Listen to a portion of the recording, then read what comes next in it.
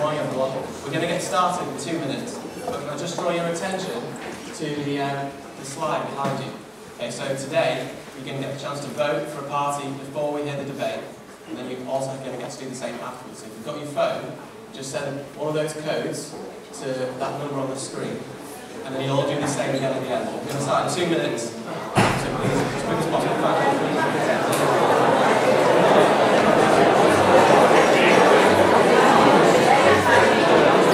We just pick these ones. What's it? We pick these ones. Yeah.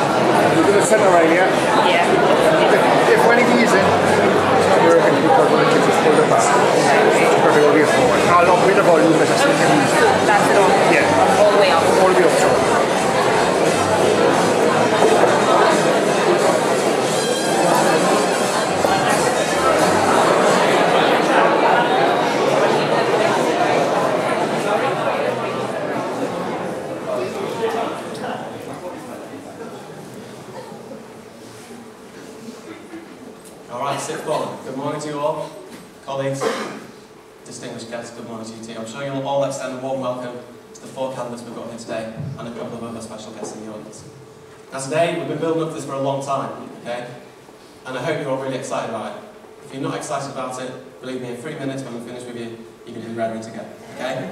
So, the last 4 weeks, 5 weeks in form, we're watching parts of political broadcasts, you've been learning a bit about political systems, and hopefully, from time to time, you've been talking about this with your friends and seeing what your views are. But, despite all these things that we're trying to give you, politics is still pretty hard to access. I know that when I switch on the news and I see politicians talking about who's spent the wrong money on this, who's lied about that, and who's done a U-turn on that. It's almost like a glorified Mean Girls in some respects. But today is different, okay? Today, when you ask these candidates a question, you've kind of come along. All they're going to tell you is about what their party's going to do if you vote into government for the next 5 years. They're not going to be talking about what each other have done wrong, they're just going to talk about what they're going to do, what they intend to do. So we're going to start in a couple of minutes, but I'm just going to run you through the rules and how it's going to work, okay? So, Each candidate's going to have 1 minute to make an opening statement to you. In that statement, they'll introduce themselves and the party and what they're going to do, what their vision for Britain is over the next 5 years.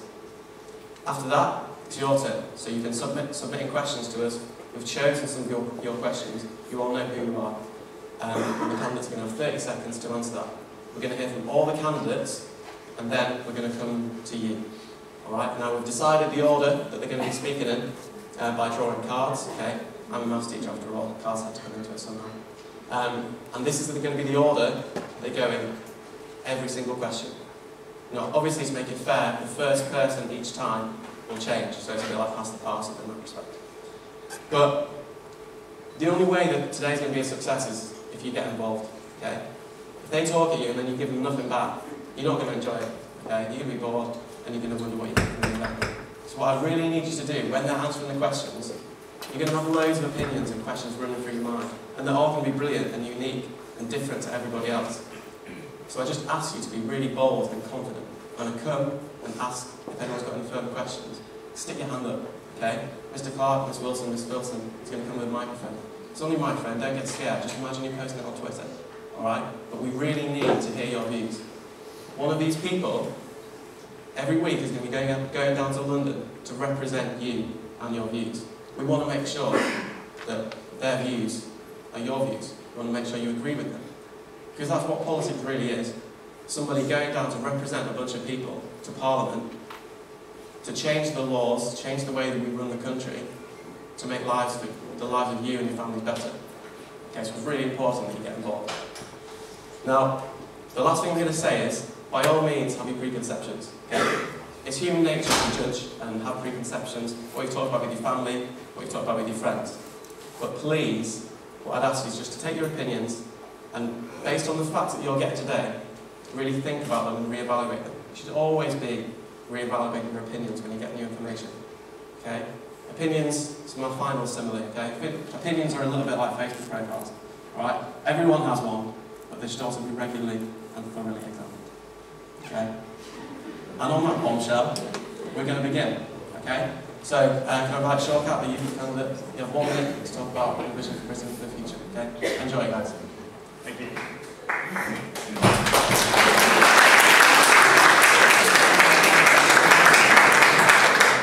Thanks.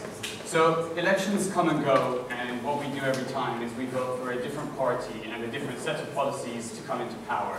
And we choose those people and give them the power. And those policies are supposed to improve our lives, and each time we usually end up getting disappointed because either the policies don't work out to do what they wanted, or we just don't get the policies that we were expecting, that we were promised. So this time UKIP is offering something different, not just a set of policies which is going to improve the country, but also a different kind of politics. So instead of just choosing who's going to get power this time, we choose that you get more power. And that is done through a few ways. One, which is to bring power back from Brussels, unelected commissioners, and back to Westminster, so that future general elections will continue to actually make a difference to the country. Another thing is recall, real recall, the ability to sack your MP through a petition between elections if they've done wrongdoing, like expensive scandals, which some MPs still haven't resigned for. And also more referendums on a national and local scale. Thank you. Thank you very much.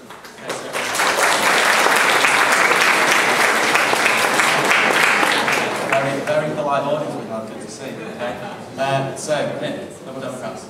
Minute starts now. Okay, I'm Nick Cott and I'm the Liberal Democrat candidate for Newcastle Central. I really think Newcastle is a fabulous place to represent. I actually represent Newcastle, part of this constituency on the council at the moment for the Liberal Democrats, and I know some of the challenges that are faced by people like yourselves and other people in the constituency. Liberal Democrats in government have been a force for change. I think we've kept a lot of our promises. 70% of our manifesto has been implemented in government. We've actually been very successful in securing some very key planks of our agenda. For the future, we want to extend some of that. We've been very successful in increasing the personal tax allowance, which has given most people an £800 reduction in their tax. We will extend that by another 400 if we're elected in government next time. Very important, apprenticeships, jobs have been a real issue and training opportunities are needed.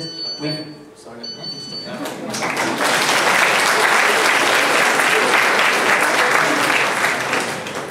Simon from the Conservatives, you have 1 minute. Thank you. Well, I went to Heaton Manor School, so this is an away fixture for me, so please give me a good hearing. We should vote Conservative because we're the Conservatives are the party of young people in Newcastle, and I'll tell you why. We're giving you the best possible start in life by creating better, higher standards in schools, good schools with outstanding features like Kenton here today. Also focusing on expanding university education, getting more people from disadvantaged backgrounds into university. We're going to promise 3 million more apprenticeships as well. But most important of all, we're creating, after the car crash economy that we inherited in 2010, we have created a vibrant economy which has created 1,000 new jobs. And that's what you all want when you leave school. You want to get a good, well-paid, meaningful job. And that's what the Conservative Party will deliver for you. And as well as delivering that job, we'll pay down the deficits and eventually pay down the debt, so your generation doesn't have to pay for the mistakes of the previous generation. Together we can build a shining city on a hill. Vote Conservative.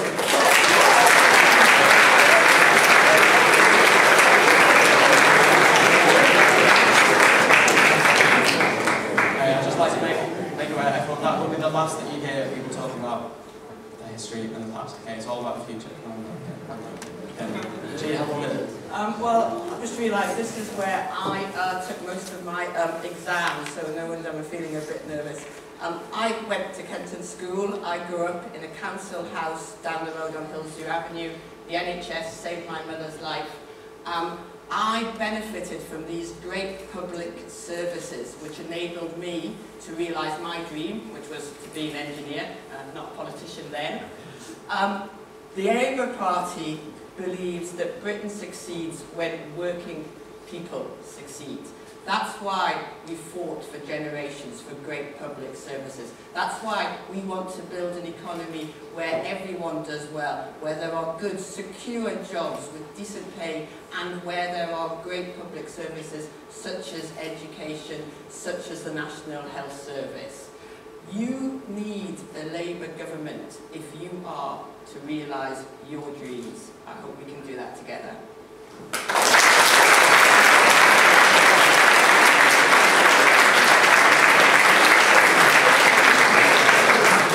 Okay, thank you, candidates. Just like to remind everyone from now on, have 30 seconds to answer the questions, alright?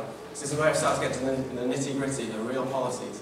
I hope you're thinking, I hope you're ready, I hope you're confident, and I hope you're raring to go. Okay, so we have our first question now from Adam. So Adam, can you stick your hand? We get a microphone to Adam, please. Okay, Adam, take it away. Yeah, so I'm 18. Hello, over here. I'm 18, so I will be able to vote next week. Oh, okay. I'm 18, so I will be able to vote next week, but more than half of the people in this hall will not be able to vote. Will your party lower the voting age? Thanks. Okay. Thank you, Adam. So we're going to start the same order then, but we're going to start with the second person now. So Nick, if you'd like to go first, please. So 30 seconds. Okay, Liberal Democrats believe in voting at 16. We would lower the voting age. One reason we would do that is because we believe that young people should have a voice, and we've seen in the Scottish referendum last year how significant young people could be and how they gave energy to the issues, and I'm very much in favour of it. So that's a clear commitment from the Liberal Democrats.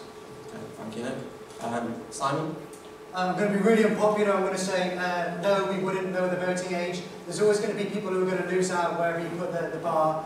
The general consensus across the Western world is that 18 is the right age, and it's something to look forward to for yourselves as well. You don't want to rush into everything. And I'd say sometimes a bit of chance to reflect in terms of your own political views. If I voted when I was 16, I would have voted Labour. When I voted when I was 18, I voted Conservative. So I think there might be some people in this audience now who might be able to want to kind of reflect. Okay, thank you very much. Chi, 30 seconds. I joined the Labour Party when I was 16. I was actually elected MP for Kenton School in a mock election when I was 17. I believe absolutely that young people have the ability and the right should have the right to vote, not only because you have the ability to make these sort of decisions and it would might make school more interesting at times, but actually because you might change politics for the better. You might bring young, fresh ideas and idealism and a vision for the future that we need in politics, that we need in Westminster. Thank you. Okay, so last panel's going to talk. I hope you've got some things to say. All right, Shawkat, 30 seconds. Thanks. So it's not UKIP's plan right now, but I can't rule it out. But just pay attention to this one crucial point, which is that this isn't about whether we're democratic or not. This is about where you draw the line, and I'm assuming we all agree that you have to draw the line somewhere. You can't just have anyone of any age voting. So the line has already been drawn at 18. That's when you gain permission to do most of the things that are legal to do. So the line has been drawn there. Using a citizens' initiative that we are going to establish, look that up what it is, I don't have time to explain, but you can even make that change even with the UKIP government, which isn't planning on making this happen. Okay. Right then, folks, you've heard what I've got to say. We've got what it sounds like. The Liberal Democrats and the Labour have all intentions to lower the voting age, but Conservatives and UKIP not necessarily. Adam, first of all, do you want to come back with anything on that? Yeah, sure. So, we're all 16 in this hall, we're all over the age of 16. Therefore, we can all sign up to die for our country and possibly die for our MP. We can move in with our MP. We could even marry our MP if we so wished. We could have sex with our MP. But we could not vote for our MP. That just doesn't seem to ring right with me. Thanks.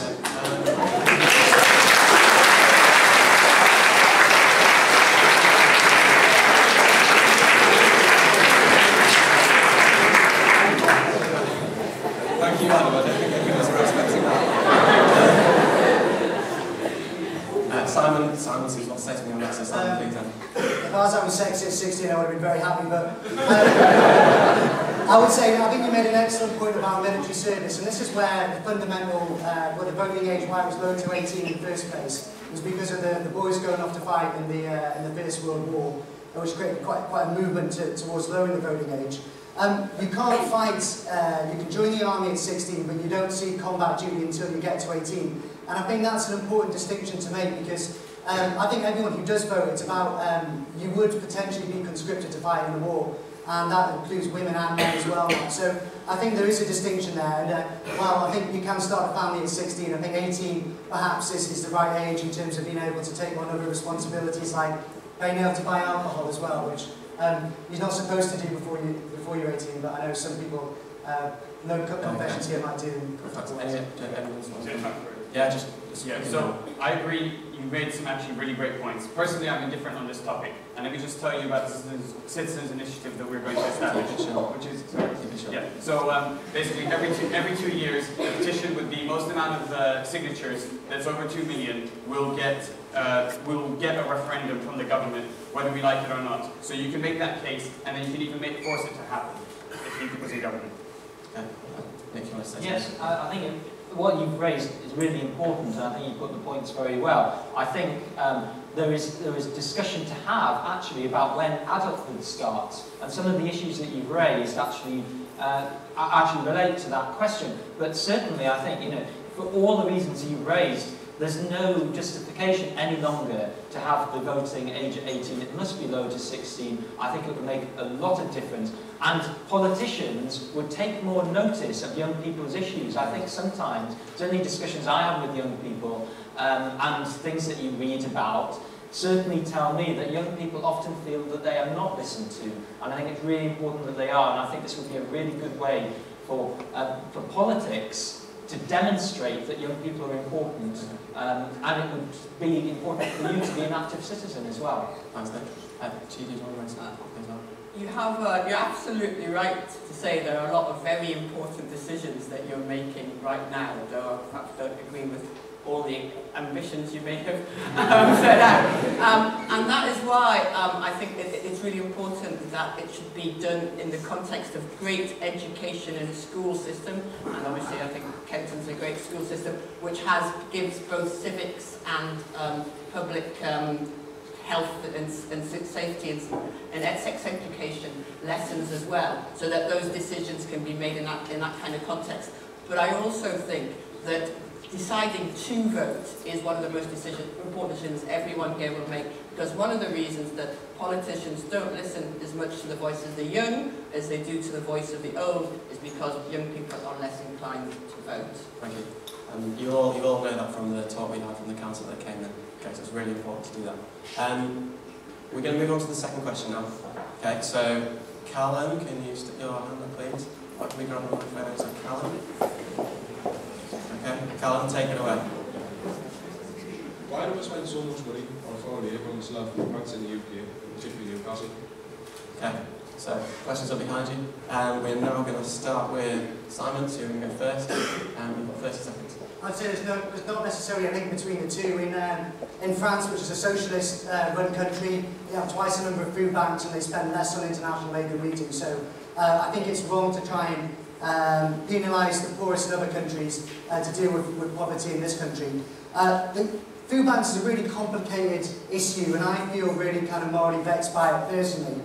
I think that we're trying to deal with very complicated issues to do with welfare reform, but also it's wider agenda of the society. People actually like to give to food banks as well. There's a way of knowing that the money that food's going to go to a good cause. So, Chi, you're next, 30 seconds. You're right that having the biggest food bank in the country here in Newcastle in 2015 changed Britain as the 6th richest country in the world. But that is not a function or feature of the fact that we are giving just 0.7% of our wealth to other countries, which will help them be self-sufficient, make the world less inequal, and also it's a sort of moral duty as people who, we are a wealthy country, the food banks are our shame. Thank you. Thank you. Shawkat, we'll come to you again. Sure, thanks. So thank you so much for the question. It's a really good point. And I am so proud that we give money and help and aid to situations like with Ebola, and hopefully, and UKIP would support the helping of the migrant crisis right now.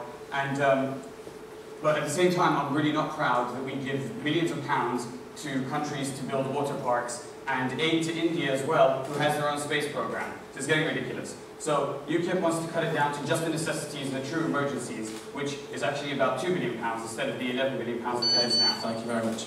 And finally, Nick. Okay, it's actually, I think it's actually forced to actually put the two things together. Foreign aid is really important. Foreign aid is important because it helps to reduce international conflict, investing in areas of the world which need our help. We have a moral obligation to do so, as has been said, but we also will cut costs in the longer term, because if there were less conflicts in the world, then we won't have to spend as much on defence, security, peacekeeping as we do now. Food banks are an important issue, however. And just for the benefit of the students and the staff and for me, can we just go along the line and say whether you would increase, keep the same, or reduce the amount of money that we spend on foreign aid in terms of real terms? Okay, so Chi would led by... We are signed up and absolutely committed to the 0.7%, which is the Millennium Goal. Okay, thank you. Nick. 0.7% as well. Okay. Yeah, 0.7%. £2 billion. Okay. Cut it from 11 to £2 billion. So we're talking roughly about 0.2%, 0.1% of GDP. Okay, and Carl, is there anything you'd like to come back on that directly? No? Okay, right, folks, come on. What have you got to say? Do you agree with what's been said? Come on. So I'll just thank you very much for getting my friend down to this young man. You said they don't have as much aid in because of the water box. Isn't that like making jobs in the country as well for the water box? Yes. Okay, can I just so this young man's talked about when we give money to build water parks and things, as Shawkat suggested, this is creating jobs in these economies. So, yeah, that's a good point. But the real way to help other countries improve is not with these one-off things, because you can never solve a problem with these one-off like injections of money. The real way is to increase trade. And what the EU is doing, all they do is talk about foreign aid, but at the same time, they put up massive trade tariffs and barriers to trade with poor countries. So really, they're absolute hypocrites. It's not right. And what we should do is UKIP would leave the European Union and then lower trade barriers and have free trade, especially with the countries that really need to trade their way out of poverty. Okay, that's Simon, yeah. A lot of aid has actually been refocused in a much better direction over the last 5 years. So a lot of the money which was going to countries like Russia and China has been stopped altogether now. It really is focusing on those kind of vaccinations, tackling like Ebola, the stuff we're seeing in Nepal as well, and that kind of economic development, as you've said there, which is really important, so people can pay their own way in the world and pay for their own public services.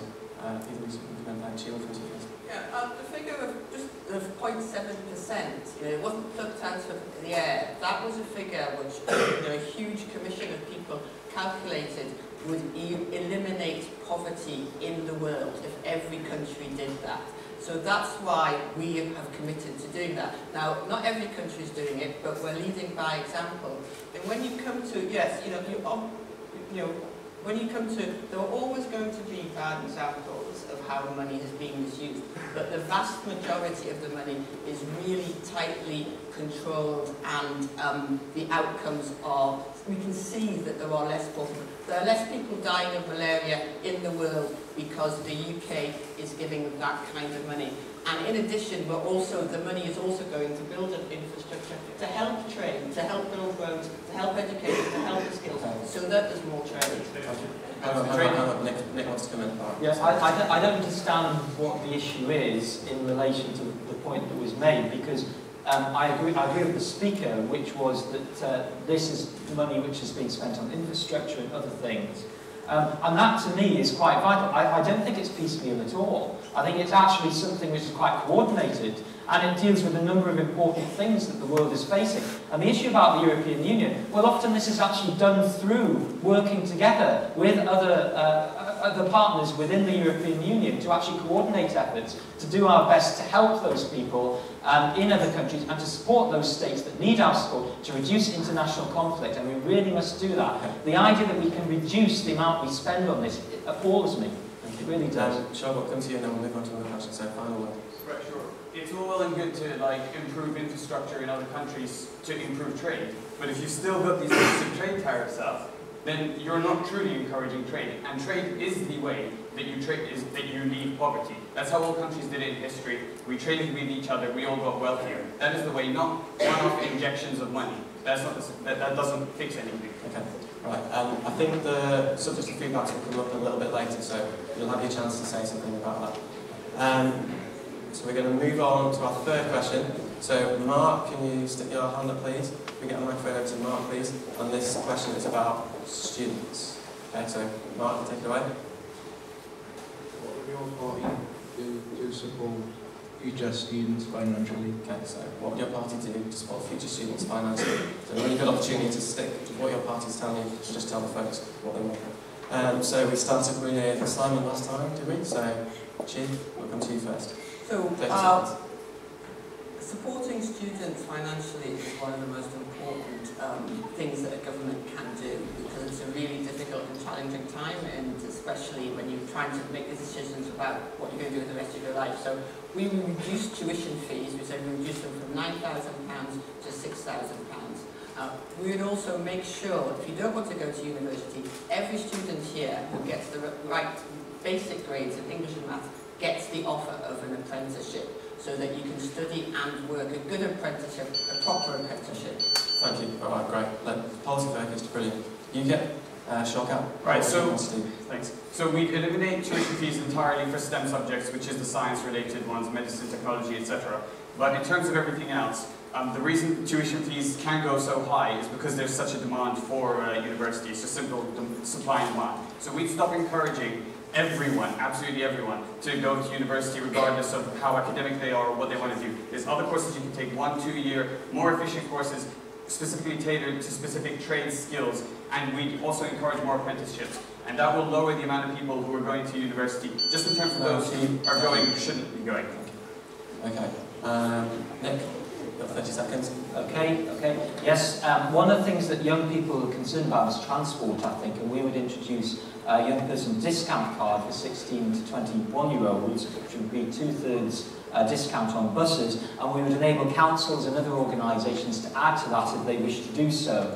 The issue of fees, there's a lot of misinformation about this. The system that is in place is a graduate tax. You don't have to pay anything up front at all.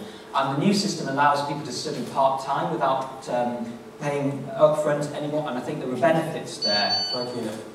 Simon, finally, 30 seconds. Thanks, Mark. Excellent question.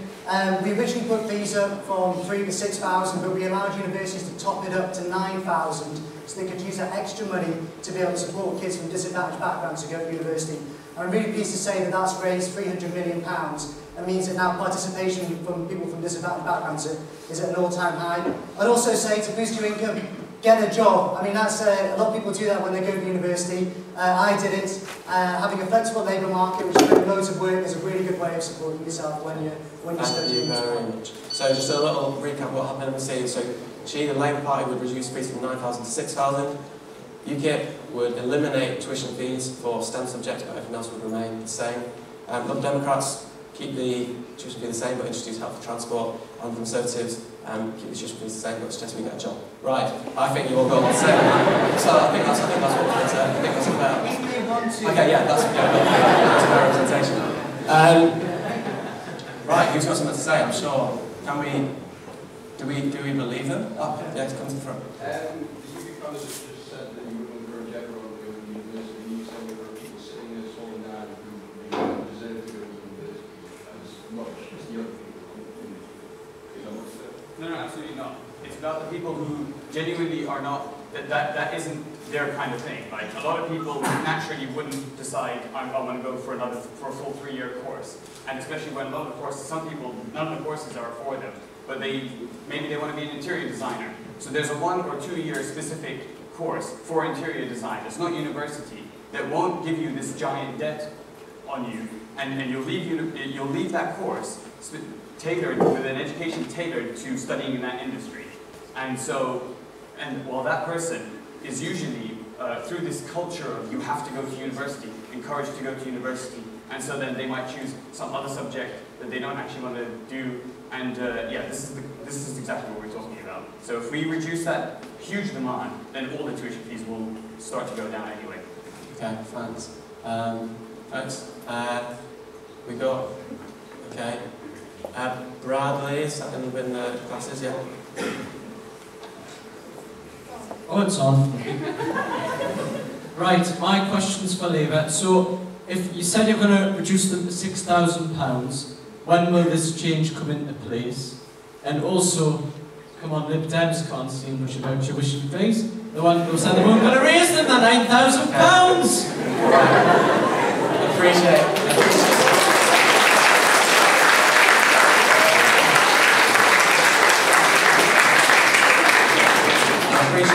appreciate the answer, Bradley. I'd just like to, we are going to want to keep this on what's going to happen next, so I appreciate the answers there, but just on, so the questions to Chi.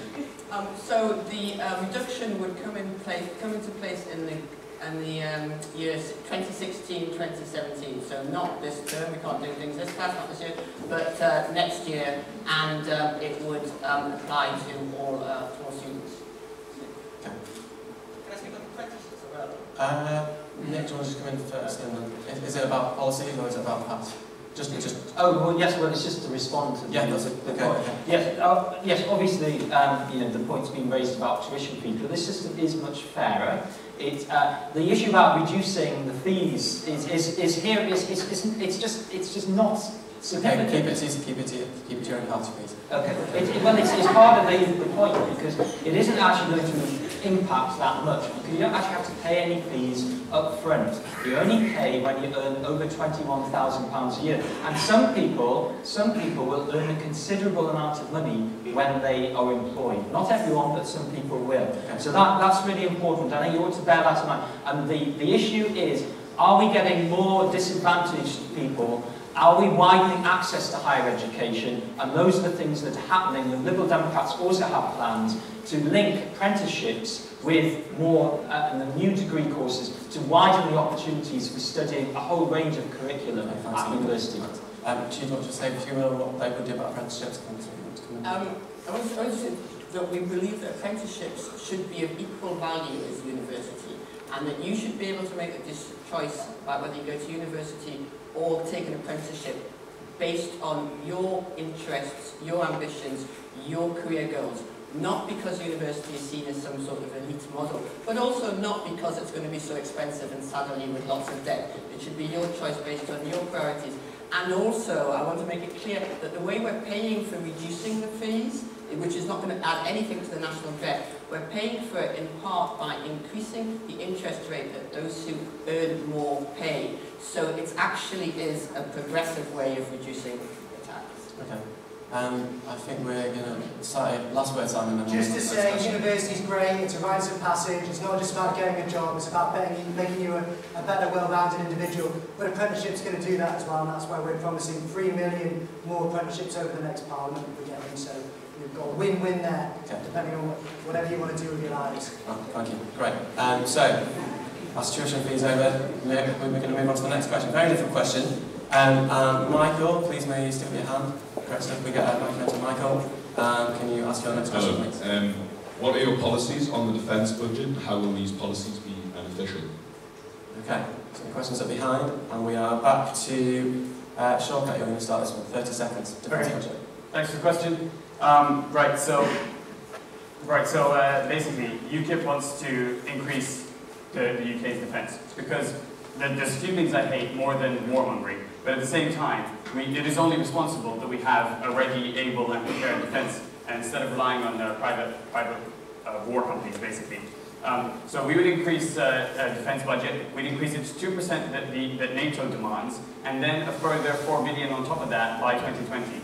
But at the same time, I do want to stress that UKIP is against endless intervention. Nick, defence budget, 30 seconds. Okay, there is in the next Parliament to be a defence review strategy. We will participate in that, and that will look at a range of things from peacekeeping to dangers in the world, a whole range of things, and how we need to deploy our troops. We need to think about that. There's the issue about Trident. The Liberal Democrats stopped the Trident replacement in this Parliament. We're looking at a slimmed down version, moving to the next phase, because we do have to save money. We've got to maintain welfare and other spending priorities we have. So we move down to a part-time territory. Thank you, Nick. Simon. The defence budget keeps you safe from Putin and terrorists, so it's obviously a big priority for the Conservatives. We're currently spending the NATO target of 2% of GDP, and we will be doing a review in the next Parliament as well to see if we can continue doing that. We're also going to increase spending on military equipment so it goes up by 1% above inflation, so that if there is another conflict, God forbid, we're well prepared for it. We're also the only party that categorically will be renewing Trident. We can make that guarantee, so we're the only party for a majority government that will make that happen. Thank you. And finally, Chi, 30 seconds. The defence budget at 2% is one of our international obligations with NATO, and we remain committed to meeting all our international obligations and supporting a strong Britain. How will those policies benefit us? It gives us a strong voice and a confident voice engaged in the global stage, and it will also ensure that some of the defence budget goes into helping the skills and the manufacturing industries on which the North East economy depends. Thank you. All right, so a little summary seemed to be likeable last time, so we'll try again. So UKIP are going to increase the defence budget above that 2%. Nick, Liberal Democrats, you're going to review the defence budget, but keep the 2% and slim down Trident. Simon, Conservatives, keep the 2%, also having a review, but fully endorse Trident. It's going to stay the same. And Chi and Labour are going to stay at 2%, as we are. Okay. Do we want to come back on that? I imagine that the question was maybe asked in terms of like jobs and recruitment to the army and the navy and those sorts of services. Yes, since I understand that the armed forces has been reduced now to 88,000 active servicemen and women, in reserves have been bumped up to 30,000. I was wondering, would your party, perchance, enhance the amount of active servicemen and women, or will they just leave it as it is now? Okay, so should we talk about the figures of active and reserve? So we go in the same order, so active and reserve, women's and army, will it stay the same? That would certainly increase under our spending plans. Okay, thank you. Nick? With no plans to increase, what we're looking at through the Strategic Defence Review is how we actually can deploy our armed forces in the best possible way. And we have to listen to defence chiefs who are saying there are strains in particular areas and whether we can actually maintain all of those things. Okay. So the Strategic Defence Review will actually bring some of that to the fore, and then we need to review then on how we move forward. Okay, review. Right, come on, Simon? Yeah, it's a really tough one. I mean, the reason why we've retired... Up and down. The army reserves. We're going to keep it the same. We're going to continue to reform, so we've got more reserves. But that's because it takes longer to commission equipment. It's quicker to train up personnel to be able to fight wars. But also we should be relying on more local partners as well. That's why we've been supporting the Kurds in Iraq against the fight in ISIS, and that's a really important thing. It doesn't necessarily have to be our boots on the ground that can make a difference. Okay, Chief Onwurah. We're also going to have a strategic defence review to look at what the real threats are for Britain going forward in the future. But the point about the active army versus the reserves, I mean, we've been, and I'm not criticising the process, but it's very difficult to have a strong reserve army for a lot of forces, for lots of different reasons, which you may understand better than I, but it's very difficult to have a flexible and effective strong reserve army and armed forces, and that is something that we're going to be looking at, how that needs to impact numbers. Okay, thank you. We're going to move on to our final question today. Now, if this question doesn't get you speaking, I really don't know what would. Okay, so we've heard from them already. Bradley, pardon? It'll be LibDem answering first. Okay, so Bradley, take it away, please. Hi. So obviously this is the minimum wage at the minute. Which of the parties will be raising the minimum wage? So that doesn't just include obviously over 21, so like also our age as well, because obviously, you know, there's less and less support at the education level, so financially. So what is it going to be increased, or, and if it does increase, where's the money coming from to pay for this increase? All right. So just start with LibDem and Simon, Chi, and Shawkat. Okay. So Nick, you've got 30 seconds. Okay. Party do have minimum wage. Briefly, we would be looking at potentially raising the minimum wage. We would ask the Low Pay Commission to come up with some proposals which we would then look to adopt. But we're also looking at a higher level through something called a living wage, which you might know about, which is basically related to the cost of living and what you need to live a decent lifestyle. And we'll be looking at that, and we'll look to implement that in public services, and then look at how we can then roll that out to the private sector by 2016 for public services. Thank you. Okay. Simon. Thanks, Bradley. Hard-working students are one of the backbones of our society, and that's why we believe passionately in increasing the minimum wage. So in October, under the Conservatives, the minimum wage will increase by 3%. That'll take it up to £6.70. I don't know what it is for younger people, but you're in a great school, so I'm sure you can work out the maths. If we continue on that over the next 5 years, it will go up to over £8 an hour, to be £8.14, which is fantastic. But also, we're taking people on minimum wage out of tax, so people have more money to take home. Thank you. Chi?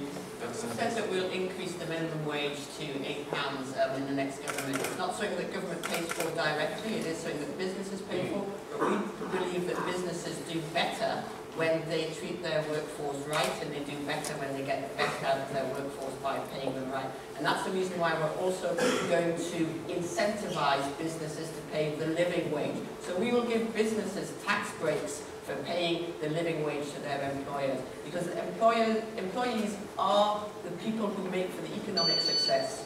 Thank you. Okay. Bradley, have you got anything to come back on that with? Oh yeah. Very nice Conservative up in the minimum wage there, but thank you very much for your 0 hours contracts, because I'm on one of them, and let me tell you that they're dismal, because I can go into work half an hour. Sorry mate, you're going to get sent home. That's no living wage for me. When I leave school, I'll need to leave that job because I need to pay board to the house. They're no good.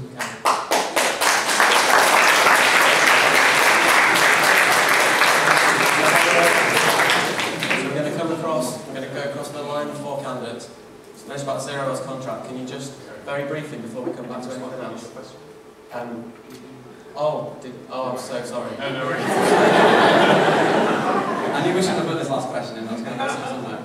I'm so sorry. Yeah, please take about 30 seconds. Sorry. So there's 2 ways to improve the situation. You can artificially increase the minimum wage, which for the economists, they'll obviously know that could cost, well, almost certainly will cost jobs if it's done too high. But at the same time, there is another solution, which is to take everyone on minimum wage out of taxation, which will really improve the situation. We're the first people to start talking about this. And at the same time, the The money, where that's going to come from, is we're the only people who have a fully costed manifesto, and we're the only people who have an independent think tank saying that our manifesto is approved. Alright, so back to what Bradley said. We just go across in this order from me to Chi. Can you say what you do about 0 hours contracts? Just quick, like 5-10 seconds. 0 hours contract, yes, no, maybe. Some people want them, so we wouldn't get rid of them entirely, but you could no longer have them exclusive. Okay, thank you. Bradley, mate, I was on a 0 hour contract when I was at your age. They're a great way of getting experience, getting your foot in the door. What we've done is we've banned the exclusivity of it, so you can then find other work elsewhere. The only guarantee for security of employment in Newcastle is having a vibrant labour market, so you have a choice of choosing between having a permanent contract or having a flexible hours contract. Okay. You can't magic it away. So let's stay. Nick? Yes, 0 hours contracts, in certain cases they are contracts that people want, but in a lot of cases there has been exploitation in relation to these. So the Liberal Democrats will look to crack down on these things, working with the Low Pay Commission, as I was explaining before. It's really important that we do remove abuses from the employment regime, and I hope that would help to ensure a more stable and prosperous society. Some people are happy to be on 0 hours contracts, but in the vast majority of cases they cause stress, insecurity, low pay, you can't plan for your families, you can't plan for your own home. And as we saw in the Sports Direct documentary, if you saw that, a lot of people are suffering. 1.8 million are on 0 hours contracts now. So we would ban their exploitative use of 0 hours contracts. Pure and simple, employees should deserve a proper contract if they've worked for 12 weeks and they're getting the hours that are needed. Alright, thank you very much. So we're running a little bit short of time, so thank you to those of you